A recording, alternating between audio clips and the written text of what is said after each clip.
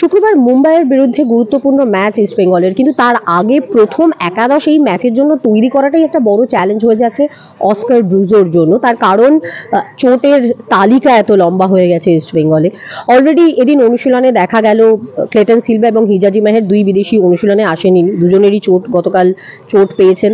এবং Saul Crespo অনুশীলনে এলেও দলের সঙ্গে অনুশীলন করলেন না, রিহ্যাব করলেন ফিজিওর সাথে, এবং জানা নেই তাকে পাওয়ার সম্ভাবনা খুব একটা আছে বলে মনে হচ্ছে না। সেক্ষেত্রে তিন বিদেশি দিয়ামান্তাকস, হেক্টর ইউএসএ এবং নবাগত সেলিস, এদের উপরেই ভরসা করতে হবে অস্কার ব্রুজোকে। তার মধ্যে হেক্টর ইউএসটাও চোট কাটিয়ে ফিরছেন 90 মিনিটস খেলার জন্য। আদৌ তিনি ফিট কিনা সেখানেও একটা প্রশ্ন রয়েছে। ডেফিনেটলি কোচের সাথে সে ব্যাপারে কথা হবে যখন তিনি কথা বলবেন। বাট এই মুহূর্তে এটা হচ্ছে টিমের পরিস্থিতি, এবং সব থেকে বড় চ্যালেঞ্জ যে ডিফেন্সে, বিশেষ করে সেন্ট্রাল ডিফেন্ডার হিসেবে কাদেরকে নামাবেন কোচ অস্কার ব্রুজো। তার কারণ আনোয়ার আলী অবশ্যই নেই, তিনি রিহ্যাবে রয়েছেন এবং তিনি কলকাতাতেই নেই যেটুকু জানা গেল।